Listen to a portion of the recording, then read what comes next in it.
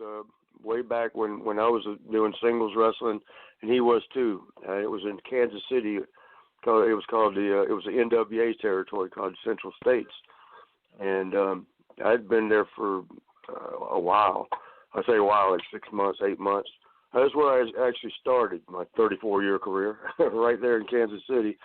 And Shawn had come up from Texas, and we had about the same amount of time in the business. He had been 6 months started down in Texas, and when they brought him into Kansas City, they had big high hopes for him. They thought he was like the next god of wrestling, and who knew, right? 20 years later, he is on top of the world.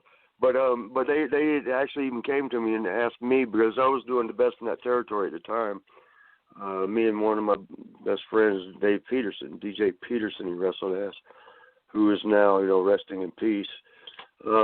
We were hanging out together, and we were kind of the ones that everybody liked and cut up with and partied with, and the boys had a good time with. So they had asked, coming to me and Dave and asked, would we, take care of Shawn while he was in the territory. And we were sitting there, and they were just talking about him.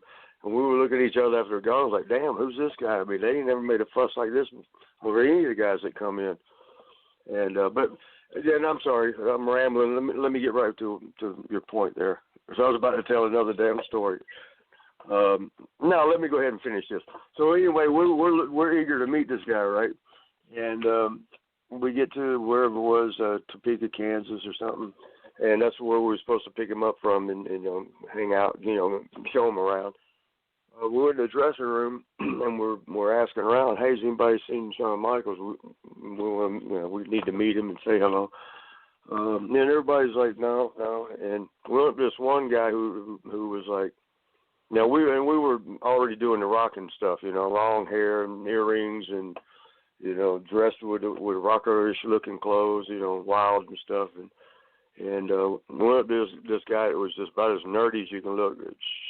Short brown hair, and he sitting over a corner to himself and quiet, and because there's always guys in each city you go to. There'd be a handful of local guys, and we figured that was one of them. So we went up to him, and he had these high, old beat up cowboy boots with his pants tucked in them, and his blue jeans pulled up underneath his chest, a big old Texas belt buckle.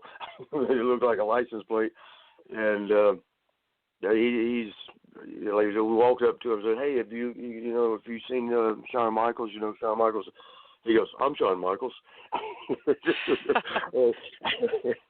And Dave and I looked at each other, trying not to bust out laughing, because we were looking for this huge, and he's, not so much his size. We were just looking for this monster, big-ass, badass, tough-ass, rough-looking guy, because they were bragging on him and take care of him and all that. And it was just opposite. We didn't expect that. we really didn't expect that. But so anyway, that was the meeting with Shawn. Then I guess a couple weeks later, and he had to work with Scott Hall that night. And Scott back then, I love you, Scott, but he was horrible. and a monster. He's like, well, you see how big he is, 6'6". Back then, he was jacked to the gills. He was like, and ripped, probably 285 pounds. Strong, man. He used to pick me up with one arm for a slam and just toss me across the ring. But he didn't know when or why. He had to tell him every move to make. But so we were thinking, oh, God, this is Shawn's first match in here is going to be with Scott. He ain't going to look too good right from the get-go. But I'll be damned if we watched that match and he made it a decent match with Scott. And he did it. Not Scott. He made that match. So, I mean, Shawn was pretty good right from the get-go as far as, everybody could tell. And there was a TV tape in Kansas City. There was a tag match for the guys that didn't show up. And they came to me and said, hey, we're going to grab somebody. We'll throw you in a tag to fill in. And then they went over to Shawn and said, hey, would you tag with Marty? And we've been riding together. So, like, yeah, we got no problem. Yeah, that'd be fun. That was the first time we had any, interaction with each other as a tag. And as I was on the apron in the ring watching him in, I'm sitting thinking, like, okay, he should do this or he should do that or, set up for this. as I was thinking that he was doing it. And, you know, then he'd come tag me. And then later on, I found out he was doing the same thing on the outside. He was thinking, like, Marty should take the guy over there and do this. And if he does that, he'll set up. And he goes, and then you would do it.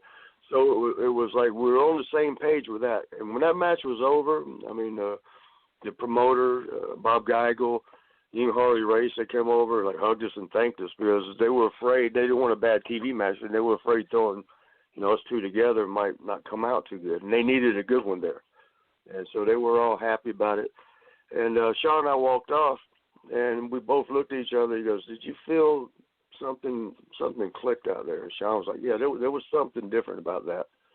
And, you know, that was the first time we ever tagged. Then we didn't tag again for another year.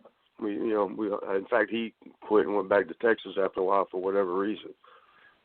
But, you know, we got together in AWA days, and they put us together as the Midnight Rockers. And, I mean, again, it was like the magical thing. I think what it is the ability to become one with your partner, which is something you can't teach in a wrestling school. It's just, and it's one of those things that either happens or it doesn't. I don't know if God blesses you or, you know, it's a natural thing, or two people that were born to do that and they get together, so they do it great together. But it was always magic in the ring. We thought the same, you know. And as I said, the only way to explain that is we became one. There was two of us, if that makes sense.